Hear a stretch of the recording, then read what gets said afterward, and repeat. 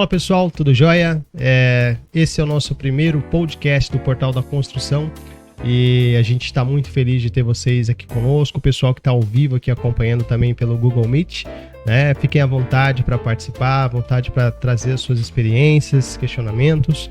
E hoje nós estamos aqui, além do meu amigo parceiro aqui, Márcio Paniago, estamos também com o nosso novo palestrante, né, do portal. Espero que tenhamos várias outras oportunidades. Também com o nosso colega aqui, Eduardo Rezende. Eduardo Campos Rezende ou Rezende? Eduardo Rezende Campos. Exato, é isso aí. Gente, tá com o senhor, com você a palavra, pode se apresentar para o pessoal que está nos acompanhando e trazer um pouco aí desse momento. Obrigado, Ítalo. Obrigado, Thiago. Eu fico muito feliz e também uma responsabilidade muito grande de abrir esse formato novo aí de podcast que vocês estão inaugurando. E já desejo muito sucesso a vocês. Com certeza, não só o nosso meio, o meio da engenharia, direito, a sociedade inteira ganha porque informação boa, né, é demais. E eu falo porque eu tenho estudado cada vez mais o assunto corporação imobiliária, vocês devem também saber que é bem complexo.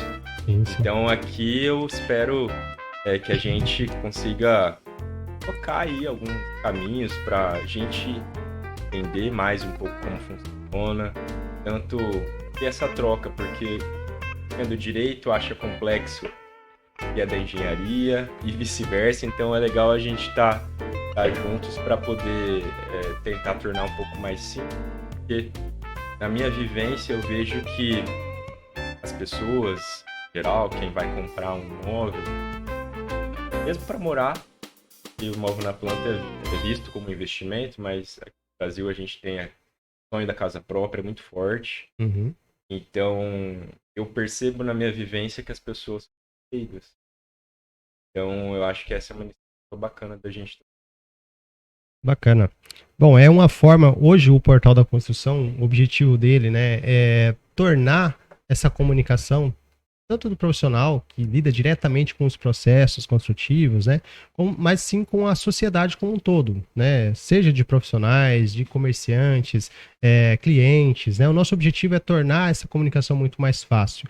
Então, nós criamos um ecossistema para que isso acontecesse, né? E hoje nós temos essa oportunidade de estar aqui levando algum tipo de informação, algum tipo de contribuição para esses profissionais, mas graças a esse entendimento. É um entendimento de que é possível compartilhar conhecimento, compartilhar informações, compartilhar o mercado. Não tem como ninguém trabalhar sozinho, não tem como ninguém fazer nada sozinho. Então hoje nós estamos aqui com vocês, que estão aqui conosco participando desse evento, né? E queremos entregar, da mesma forma que nós esperamos que vocês também tragam experiências, tragam questionamentos, e a gente tem uma comunicação aqui muito, muito tranquila, muito fácil, né? E assim nós iniciarmos esse tema com você aqui. Bom, a gente então passa a palavra para a gente já iniciar essa apresentação, e durante essa apresentação os colegas podem mandar as informações, os questionamentos que sejam necessários aqui para o nosso chat, né? E a gente vai estar então repassando aqui para o Eduardo, tá bom? Segue aí. Bom, na verdade eu vim preparado assim pra gente bater um papo. Maravilha. Porque é um assunto mesmo. muito extenso. Abrangente, né? O que eu trago aqui? O que é o quadro resumo? Pra gente situar quem tá escutando. Eu sempre gostei, não sei porquê, desde criança, de cidade grande. Aquelas cidades assim, de arranha-céu, sabe? Aquelas coisas que você fica até atordoado. Não sei por que eu acho que a gente que é de Campo Grande, quando escuta, mora com jacaré, onça na rua, né? A gente levava mal, né, essas brincadeiras, e parece que cidades que não tem essa natureza que a gente tem, que na verdade isso que traz a riqueza para a nossa identidade, mas parece que isso era um demérito, né? Parece que cidade legal é aquelas urbanizadas, né? Sim. Mas eu falo isso porque, se a gente parar para pensar, a cidade, ela faz com que a gente identifique naturalmente nossa autopercepção. cara mais urbano, se é um cara mais rural. Eu sou de Campo Grande, nascido aqui, mas eu não sou nada do agro. É, Muito pelo exatamente. contrário. Eu morei em São Paulo por 8 anos, fiz a minha faculdade lá, trabalhei lá. E eu acho que não foi por acaso que eu tinha essa ligação com centros urbanos muito desenvolvidos. E não é à toa que a gente vê isso acontecendo agora, né? Essa verticalização, esse Sim. boom. Eu vi que no último ano a gente teve um crescimento de 14% pelo FIPESAP, né? Uhum. Quanto ao aumento do preço médio praticado Sim. nas vendas dos imóveis. A gente está ranqueado em terceira cidade, se eu não me engano, de maior valorização quadrado. Então, Uhum. Campo Grande tem vivido esse momento Sim. que antigamente, uns 10, 15 anos, a gente escutava muitas piadinhas que eu comentei agora, mas parece que a hora chegou aqui. E nesse momento que chegou, é impressionante como várias pessoas estão fazendo aquisição do primeiro imóvel na planta, Uhum. principalmente com os subsídios governamentais que a gente tem, com faixa e tudo mais, ou mesmo antes. E aí, antes de. Lá em São Paulo, eu atuava em escritórios maiores, então era muito típico estar do lado do empreendedor. Então lá a gente, além de atuar com processo judicial para defender o empreendedor, a gente assessorava a área imobiliária que fazia análise de risco na fase de prospecção de terrenos. Será que vale a pena adquirir? Será que está tudo inclinado? Será que tem um monte de processo, risco de penhora? Porque o que eu vejo hoje em dia, existe um pouco de, não vou falar negligência, mas empreendedores que chegam ao escritório, eles ficam muito preocupados com a questão do relacionamento entre os. E aí, na hora de escolher terreno, eles talvez não percebem que o risco ali que você pode ser evitado com uma boa auditoria, uma análise, você vai evitar que várias famílias ali sofram esses riscos futuros, porque não é um terreno para você comprar para você mesmo, tá? Depositando sonhos de pessoas ali. Então a gente lá em São Paulo analisava vários processos que recaíam sobre o proprietário daquele terreno, provavelmente não, muitas vezes eram empresas, então a gente tinha que vasculhar a vida dos sócios, verificar toda essa questão dos passivos, e a gente sabe que quando existe passivo fiscal, o negócio fica mais complicado. Então, essa, esse trabalho junto ao empreendedor me fez ver que existe um lado. E hoje em Campo Grande, eu atendo bastante pessoas físicas que querem adquirir esse imóvel. Então, eu vejo o outro lado também, hoje em dia, da pessoa que precisa da informação para fazer uma compra, vai pagar aí por vários anos, e eles não estão um contra o outro. Eu busco aqui, quando eu falo do quadro resumo, mostrar que o contrato que vai unir tanto o empreendedor quanto o comprador, ele precisa ter simetria de informações, ou seja, já é difícil para quem vai comprar entender o que está escrito naquele contrato. Então, o empreendedor ele já está numa posição tecnicamente superior ao do comprador. Então, a lei 2018 ela colocou uma obrigação que as incorporadoras já de renome elas já faziam, simplificar as informações que estão lá naquelas 40 folhas de contrato em 8, em 7, que se apelidou aí de quadro resumo. Então, tudo que é de mais importante, em vez de você ficar perdido naquelas 40 folhas, você vai ler nas primeiras 8. A lei coloca vários requisitos que devem ter nesse contrato. Por quê? Porque é uma aquisição muito importante. Então, em resumo, eu não vou for falar detalhadamente eu não vou parar, mas em resumo, o quadro resumo é justamente para que quem está comprando entenda o que está comprando.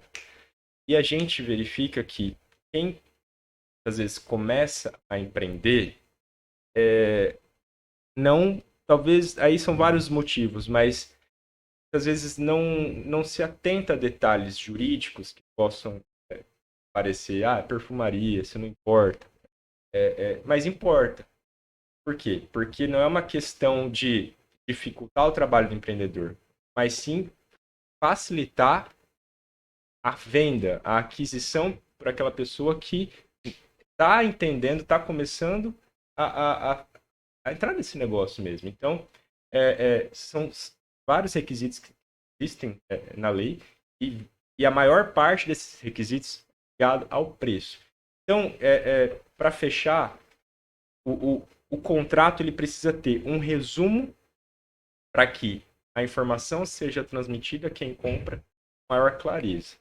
Só que muitas vezes a gente vê que essas informações são passadas e aí geram processos, geram problemas. Isso encarece o próprio produto final. E a gente pode conversar um pouquinho mais depois. Legal. Então, em suma, né? O quadro resumo, em suma, na verdade, pega o contrato, que é muito técnico, e transforma ele numa linguagem mais adequada para o leigo poder fazer, ter o entendimento, né?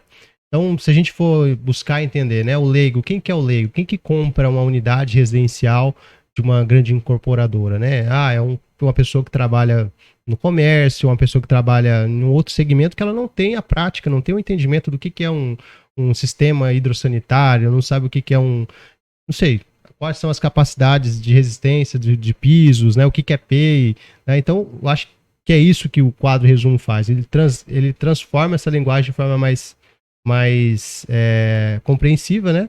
E aí, dessa forma, a pessoa então não tem ali um entendimento dúbio, né? Do que de fato é o seu direito, do que de fato é a sua. O que ele está buscando, o que ele está comprando, né? Isso está no memorial descritivo, que também é obrigatório integrar o contrato. Principalmente essas questões técnicas, elas precisam estar detalhadas ali no contrato. Só que o quadro resumo, ele vai focar o preço. Na verdade, se a gente for ver, o quadro resumo já começou errado. Porque o que a lei esqueceu de colocar? A unidade que está sendo comprada.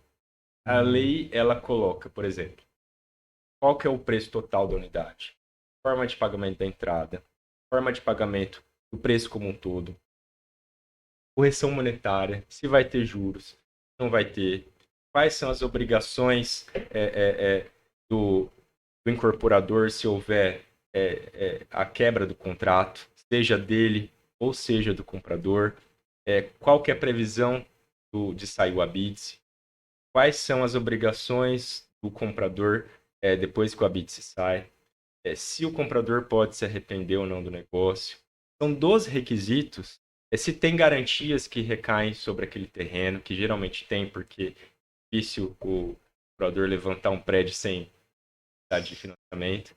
Então, vejam que não tem como fazer um contrato sem essas informações. E aí as informações técnicas vão estar lá, só que depois do quadro. Então, a lei fala que se tiver falha nessas informações, o comprador ele pode rescindir o contrato por justa causa. Só que não na hora que, não quero mais.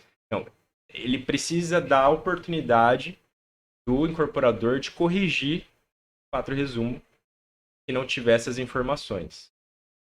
Só que o que eu me perguntei é o seguinte: se a pessoa que está comprando imóvel não tem noção, geralmente, de que essas informações precisam estar lá, como que ela vai saber que tem falha? E aí, será que quando ela souber que tem essa falha, porque me motivou a estudar esse assunto é porque um cliente, ele realmente pensou que o que ele devia pagar no ato de entrega das chaves era 645 e não 645 mil mais o INCC. E não tinha essa informação do INCC. No contrato Não não tinha? Tinha lá no meio das 40 folhas. Ah, tá. Mas não estava tinha no quadro. resumo. Entendi. E E aí, aí, como é que fica? não fica, porque aí foi pra justiça. Olha só. Porque eles levaram ao pé da letra a palavra quadro. Eles colocaram um quadrinho. Só que é um sentido, não é literal o quadro resumo. Na verdade é o que eu disse. Você resume 40, eu tô falando 40 porque é um exemplo. Sim. Você resume 40 folhas em 8, em 10, em 6. Entendi. E aí, quando ele descobriu que ele tinha que pagar 900, ele caiu para trás e se sentiu lesado. Sim. Entendeu? Porque se você Mas não é te falado essa informação no começo, você não conseguiu achar ela ali no contrato. Exatamente. Chega lá na hora que você vai pegar a chave do seu imóvel, alguém te fala que em vez de 645 é 900 mil, você fica de fato espantado. Mas aí, nesse caso, hoje você já olha antes. A lei fala que não deve ter, que deve seguir todos aqueles requisitos que eu mencionei antes, e que quem está comprando tem que dar oportunidade pro incorporador arrumar o contrato. Ele não sabia disso. Quando ele soube dessa falha no quadro resumo, foi quando a obra já estava atrasada. O incorporador já tinha descumprido o prazo dele de entrega. E aí, fazia sentido pedir para o incorporador arrumar o contrato? No nosso entendimento, fazia sentido porque ele já tinha descumprido a parte dele, que era entregar a obra no prazo. E aí, o que a gente percebe é que quem não faz um contrato direito, por que eu falo isso? Porque não é porque eu sou advogado, mas se eu vou entrar num segmento que eu não detenho conhecimento, eu vou precisar de alguém para me assessorar. Com certeza. Então, se a pessoa vai trabalhar com vidas, como eu falei, não é só médico que trabalha com vidas. Vocês estão construindo casos para um monte de gente. Sim. Então, a informação que é passada para esse monte de gente tem que ser passada de acordo com a legislação. Então, geralmente, quem não dá importância para isso é porque não tem uma boa gestão do próprio business dele. Não é à toa que esse incorporador está totalmente aí com vários processos contra ele. Então, assim, e isso não é de hoje, porque a lei é de 60. Tudo bem que essa obrigação do quadro veio em 2018, mas a lei é de 64, porque ela surgiu justamente para proteger as pessoas que compram algo que não existe. E no final das contas, a incorporação é isso. Mas uma dúvida só, tá? O processo, a montagem do quadro resumo, tal, ele é apresentado unicamente para o comprador ou ele faz parte do processo como todo de abertura da incorporação, como modelo, por exemplo?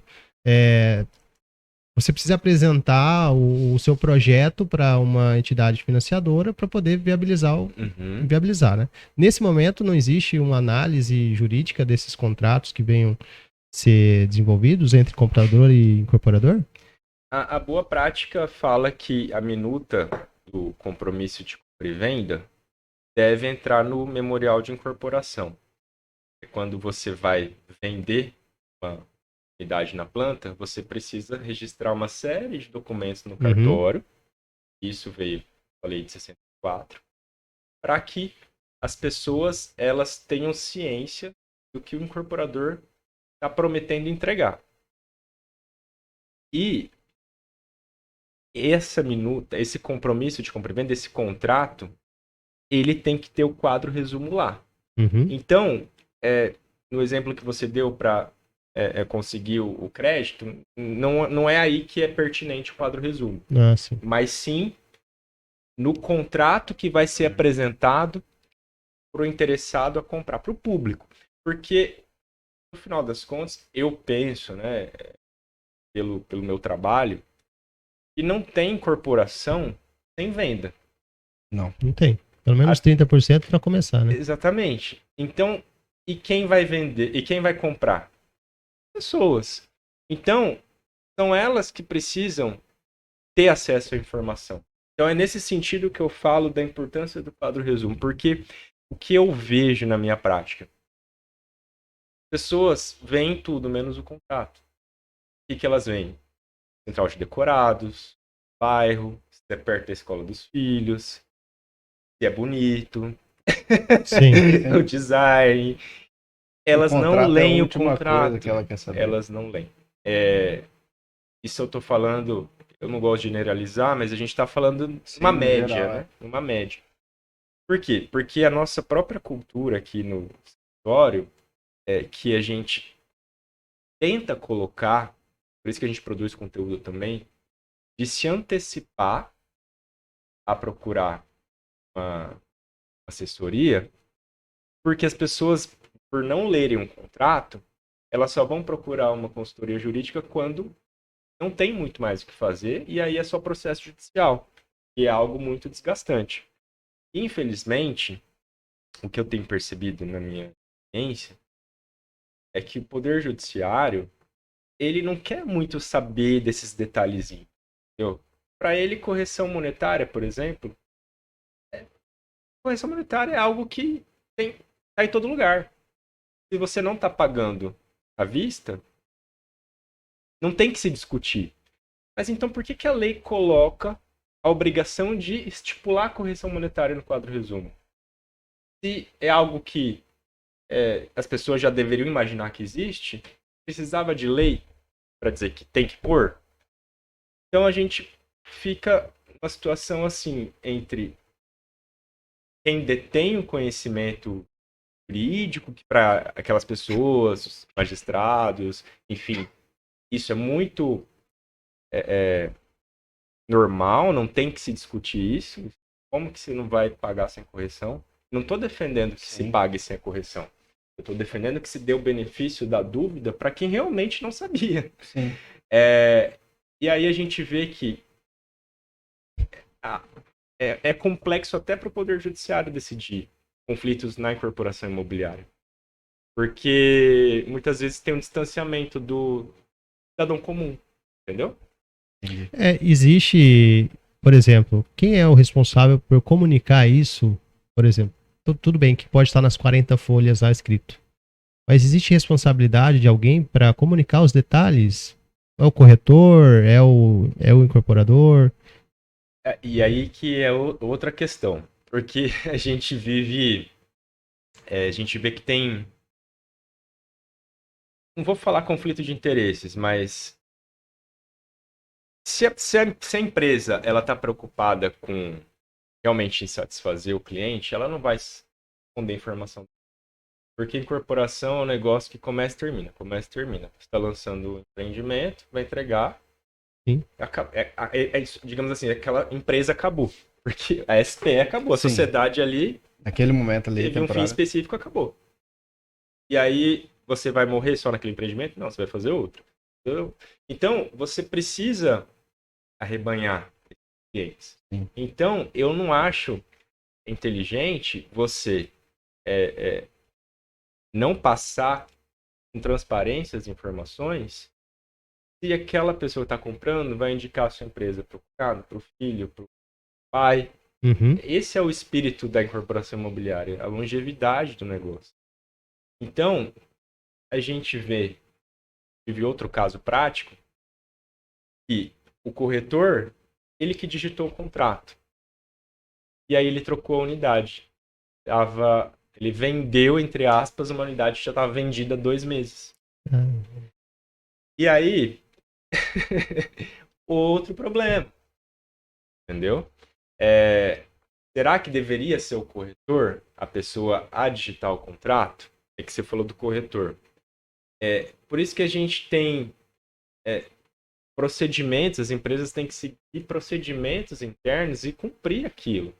Quem vende, quem vai fazer o marketing é essa equipe, quem vai verificar se contratos estão de acordo com a norma é essa outra equipe, quem vai digitar o contrato é essa outra equipe, porque é um trabalho em escala e com muitos detalhes. E, querendo ou não, se não virar processo, vai virar uma reputação aí talvez balançada, porque as pessoas vão falar. Sim. Entendeu? Então, o processo de venda em si, então, a gente entende que ele não deve, então, somente trazer os bônus, né? Ele tem que apresentar o risco, o ônus da eventual ocasionalidade dessa situação, né? Então, você acredita, então, que uma incorporação, ela precisa, de fato, ter um auxílio jurídico para orientar e, às vezes, até fechar esses contratos? Acho que é interessante esses. Geralmente, as incorporadoras já têm um jurídico interno, né? E quem está começando, acho que é legal ter essa preocupação de ter uma pessoa para assessorar. E a preocupação também é de quem vai comprar, que é o que eu estou falando também, e antes de assinar o contrato, realmente é que isso é algo é difícil na prática falar, mas é assim que eu penso que tem que ser pensado.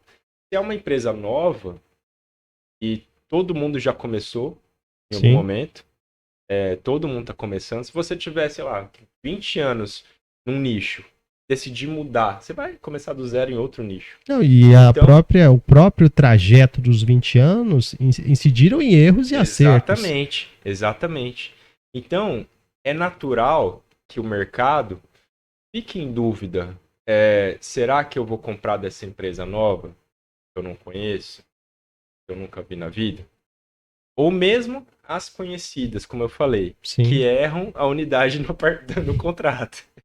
Claro que a gente não vai falar nomes, mas chegam até nosso escritório situações como esta, de empresas conhecidas. Então, como você acabou de falar, Ítalo, ninguém está imune a erros. Então, considerando que ninguém está imune a erros, por que não levar o contrato, uma cópia, tira a foto para o colega advogado ler antes para ver se vai estar tudo certo? Sim. Porque não é só a questão da correção monetária. Muitas vezes a correção monetária até está lá no quadro resumo, mas a maneira como ela é cobrada também é ilegal. E a gente tem outros casos no escritório dessas situações. Então, assim, tem um monte de armadilha. Por quê? Eu escutei de um incorporador que para ele é vantajoso receber a prazo, como o INCC, os custos flutuam, o INCC acompanha. Então, se ele receber à vista, muitas vezes ele vai ter até um prejuízo ali na hora de fazer a obra. E aí, tem algumas armadilhas que muitas vezes o leigo não sabe, ele pode fazer uma correção de uma maneira que aumente os ganhos dele. Então, assim, o contrato de incorporação de compra e venda de imóvel na planta é bastante complexo. Sim. E a gente tenta, assim, quebrar um pouco essa falta de clareza. Bom, o setor da construção por si, ele passa, né, pelo mercado durante o tempo, né? Você está sujeito às alterações, às influências políticas, econômicas, de todo esse ambiente, de todo esse macrosistema da construção que a gente vive. Então, nesse sentido, essas correções são artifícios, só para trazer mais clareza, às vezes alguém não entendeu, né? As correções são para que esse projeto seja trago ao momento presente, o custo seja corrigido e então possa-se haver equilíbrio físico-financeiro para quem compra e para quem vende. Então, por isso é necessário, nesse exemplo que você deu, o uso aí de referências de taxas, né, específicas de referência.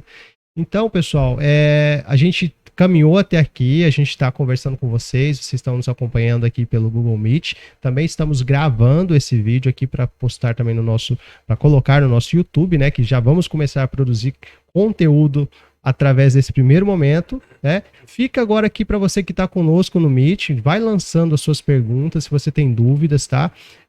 A gente vai abrir para vocês aqui a possibilidade de mandar por escrito, tá? Peço por gentileza que vocês mandem dessa forma os questionamentos, as perguntas, por conta do áudio não ser captado aqui pelos nossos microfones que não estão tão próximo do nosso aparelho de captura, tá?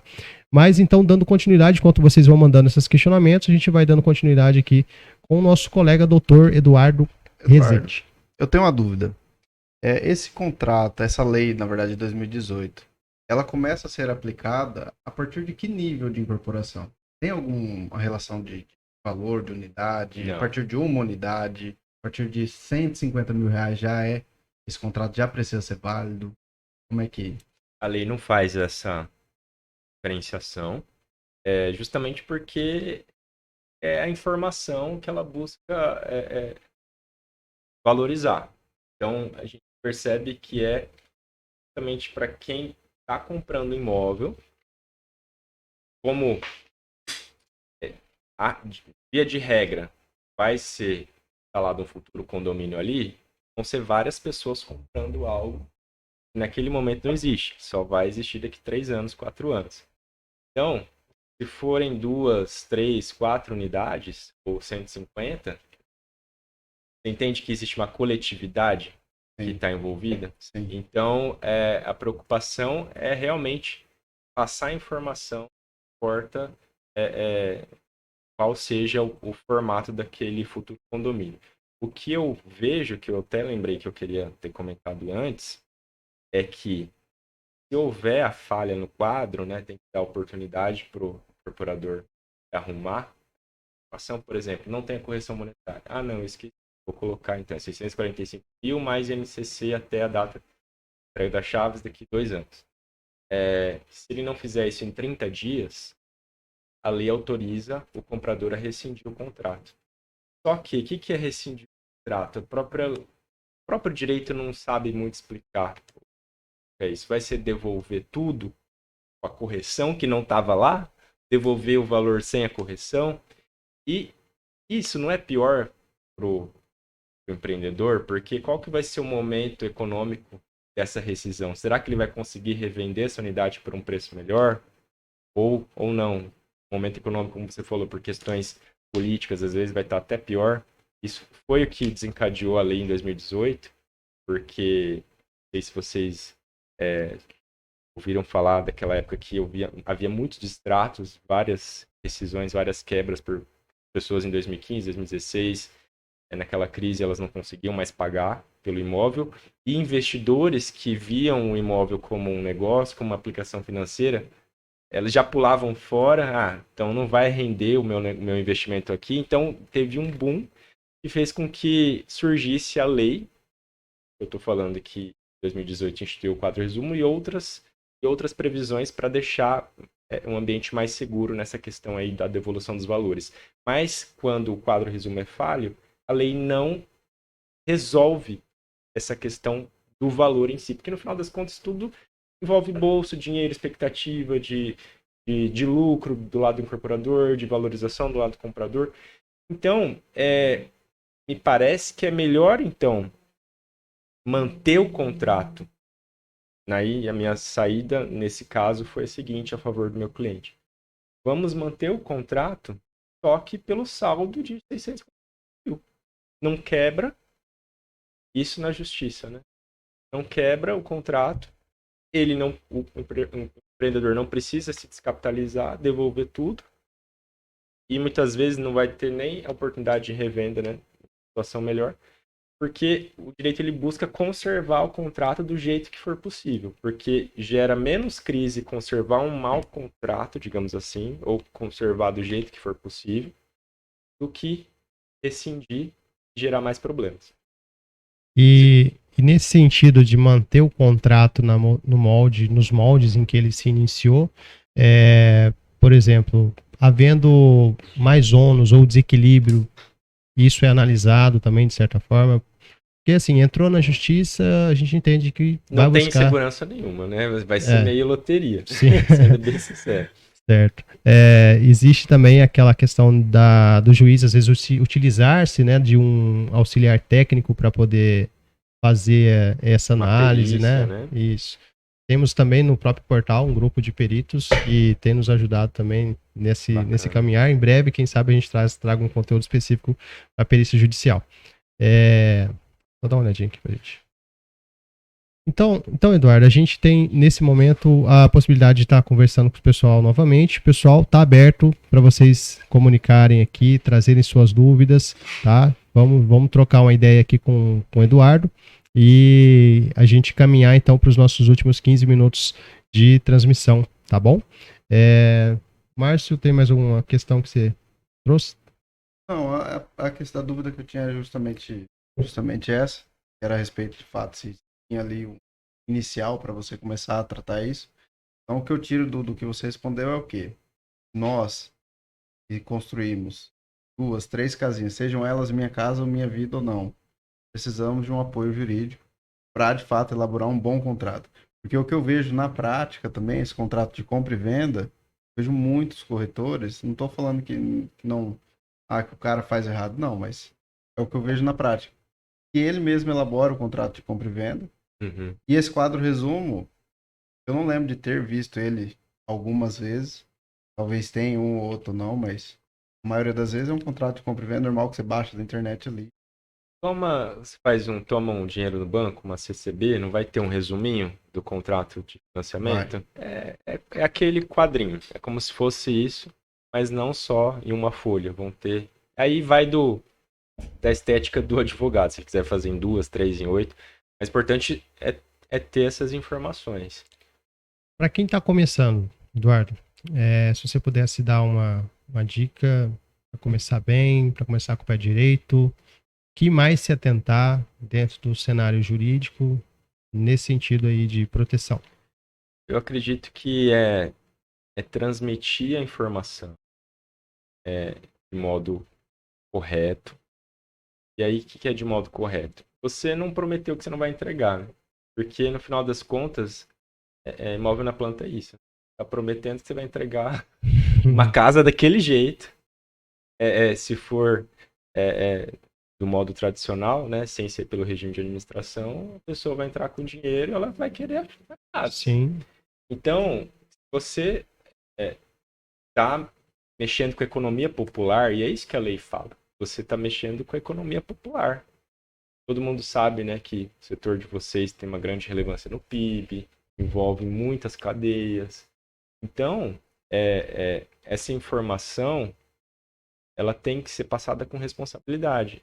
Então, é difícil você lidar com tanta expectativa, sonhos. A minha saída é cautelar. Eu acho que o menos é mais, digamos assim.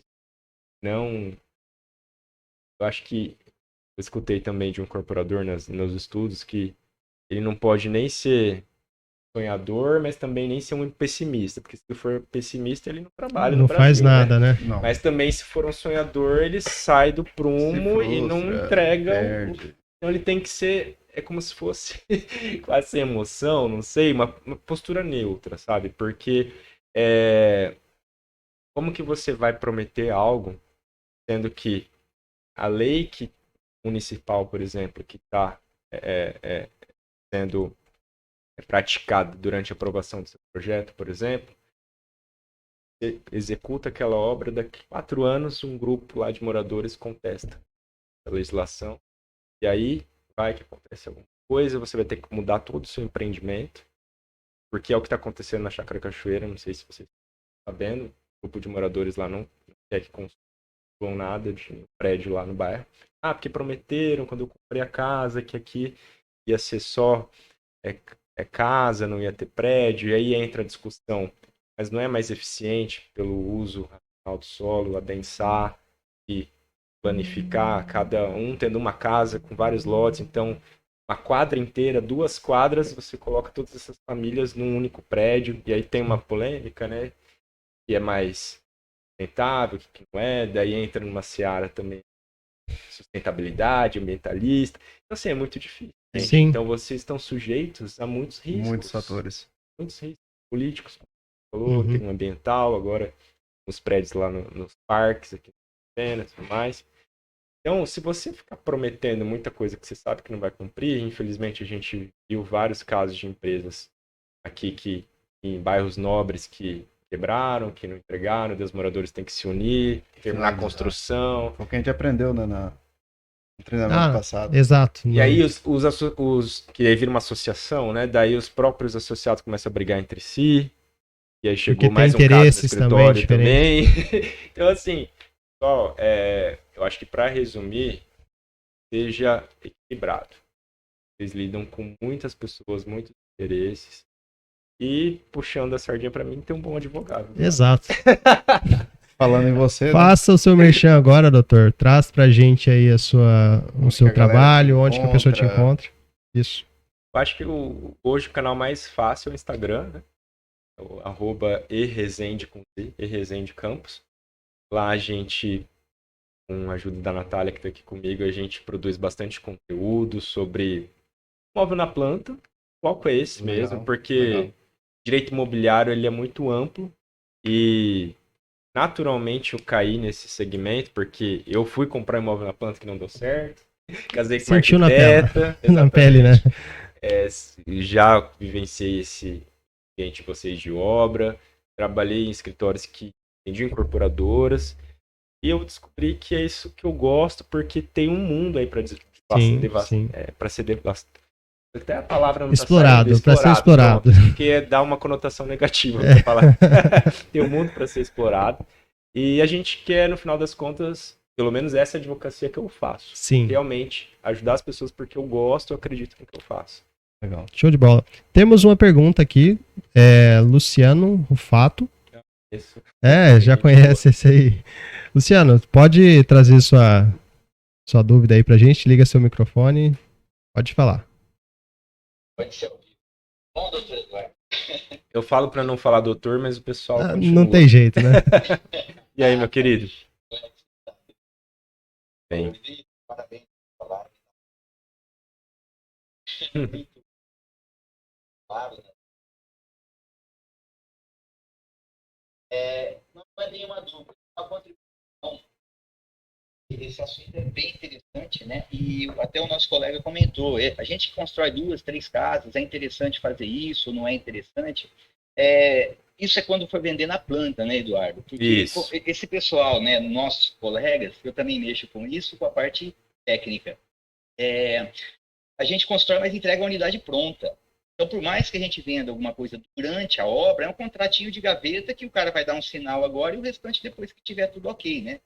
E mesmo que tenha a chance de fazer uma incorporação, até como dica, não sei se está isso, porque a live está no começo, os PJ, né, construtora mesmo, que realmente existe, que abriu um PJ e faz um processo de incorporação, averbando o patrimônio de afetação, segue até um benefício violento que é o RET, né? O cara, em vez de pagar os 6%, tem gente que paga até 7%, acaba pagando só 4% no final da obra de imposto de renda. Isso é importantíssimo também, que deixa, não, eu só vou instituir o condomínio porque eu vou construir. Ok, pessoa física, ótimo. E outra, às vezes a pessoa não tem dinheiro para fazer as 3 casas, né? Ela vai fazer uma casa, precisa vender para capitalizar e construir o restante. Nesse caso, sim, é obrigatório fazer essa incorporação. E se for pessoa jurídica, já afeta o patrimônio logo de cara para ter o benefício do RET lá na Receita Federal. E quando for pagar o imposto, quando vender a casa, cai para 4%. É uma economia muito grande. Até para 2 casas, eu já fiz essa viabilidade, você economiza em torno de R$ 1.300 por casa. Se o cara faz 15, 20 casas por ano, quase R$26 mil, que é uma big de uma viagem, né, de economia de imposto. Uma coisa que muitos deixam isso cair por mão, porque o contador é muito difícil dessa explicação. Nem todos os contadores conhecem esse regime, né? Porque então, também tem muita... Desculpa, te cortei, né? Mas é que também tem muita informalidade envolvida, né, Luciano? Também. E aí, também. assim, vamos regularizar tudo, vamos deixar redondo, vai ser melhor, vai ter uma eficiência tributária. E aí talvez o empreendedor ele fique até desestimulado, né? Porque para deixar redondo, ele talvez vai ter que parar um pouco o fluxo de trabalho dele. Então é um dilema também, né? Prático do dia a dia. Também, mas no caso, eles podem continuar como estão, né? É que não é Sim. bem o caso do INSS, né? Regularização da obra perante a Receita Federal, recolhendo o INSS. Isso aí também, a gente consegue até reduzir os custos. Eles triplicaram, né? Que é por aferição. É o caso que você falou, como é tudo na informalidade, no final da obra ninguém recolheu nada de ninguém. Então é por aferição. Jogou a aferição, acabou. Já cai a multa e automaticamente já está o dobro ou o triplo. A pessoa física está até 2 vezes mais caro do que pagavam antes. Então, assim, só como contribuição, até pela pergunta do nosso colega aí, não há necessidade disso tudo se você for vender com a unidade já pronta, né? Mas, lógico, Às vezes até um próprio contrato de gaveta, que o cara vai dar uma entradinha e no final vai pagar o resto, é interessante. Cara, acho que eu também sou casado. Você é casado com arquiteto, eu sou casado com advogado.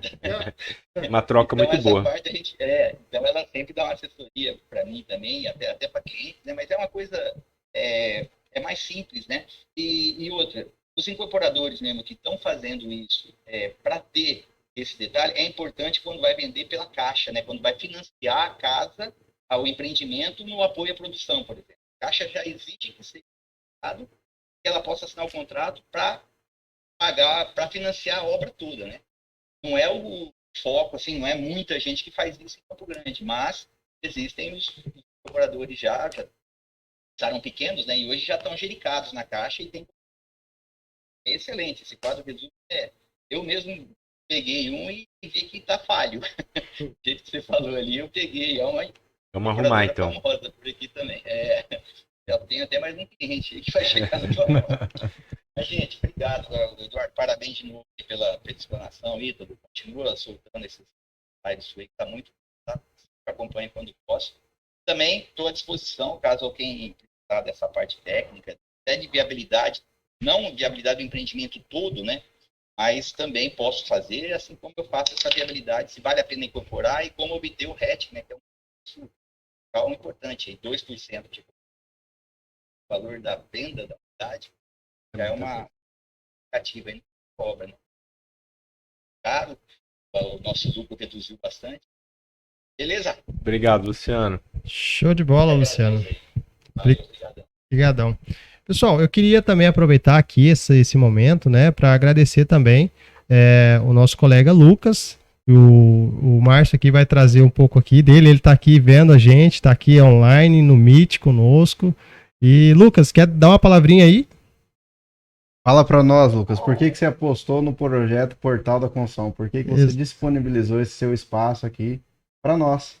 Exato. Só para trazer para o pessoal, né? Esse espaço aqui é do Lucas, tá? A gente está aqui com o espaço cedido e ele tem algumas palavras para trazer para a gente aqui. Lucas, manda bala. Estamos ouvindo, pode falar. Portal da Construção. Está no Brasil, tá? Na América Latina. No mundo, né? Isso aí. Pelo menos esse mundo nosso, o melhor que tem. Eu sou contador, faço. Chamou, né? Ele me apresentou o portal para mim. Ótima ideia. E aí, eu soube dos treinamentos, faço do podcast. Lá vai ser bacana. Olha que bacana, que nós somos em 12 já na live. Eu acompanhei o treinamento, tinha menos gente. Cada treinamento que passa está maior. Eu realmente acho que temos especialistas, diversas áreas, advogado, né? Márcio, Ítalo, contador. Então, toda a parte burocrática também, a né? A gente aqui na construtora hoje, um dos focos aqui da cidade. Então, super casa como um negócio também. Sei que os apresentadores são 10, né? Apresentadores sensacionais, nota 1000. Para quem quiser acompanhar as suas empresas, onde que as pessoas te acham? Lucas da Agir. Agir com foto. Obrigado, Lucas. Pessoal, a gente está caminhando então para nossa conclusão, tá? Agradecemos aí a participação de todos que estão aqui na live, agradecemos aqui ao Eduardo, a Natália que está aqui conosco ali também no backstage, e o Portal da Construção, ele tem crescido e nós queremos que vocês cresçam conosco, tá? Momentos como esse aqui são trocas de energia, são trocas de informações e quanto mais você coloca, mais esse coletivo cresce, mais esse coletivo se evolui. Nós temos certeza que nós estamos no caminho certo, temos evoluído bastante e, quiçá, na virada do ano, muita coisa boa vai acontecer. Esperamos que vocês estejam conosco também. Lembrando que temos um evento também agora no mês de dezembro, dia 14. Vamos começar as divulgações e esperamos que vocês também contribuam conosco, divulgando também esse nosso objetivo aí com seus colegas, tá bom? Doutor, Eduardo, apesar de não gostar do doutor. Obrigado, Ítalo. Obrigado, Paniago. Foi uma oportunidade assim, muito legal de conversar com vocês. A gente acho que todo empreendedor sabe, né? Vai sozinho, né? Luta Na raça, sozinho. vai na raça. E aqui Uma vida muito é solitária. solidão, né? exatamente. A gente passa nossas dores, nossos medos, e aqui a gente fica mais à vontade para dizer que a gente sabe que tá todo mundo na luta, né? Então, obrigado pela oportunidade. Tamo junto. A gente que Isso agradece aí. por você ter aceitado, ter vindo até aqui, ter Aí. disponibilizado seu tempo, conhecimento pra galera. E é isso. Precisando da Obrigado. gente, a gente vai estar aí sempre. Com certeza. Show de bola, gente. Obrigado pela participação de todos. Tenham uma boa noite, um bom descanso. E você que está conosco no YouTube, esperamos vocês no próximo conteúdo com a gente. E cada vez mais a gente vai crescer juntos, tá bom? Até a próxima.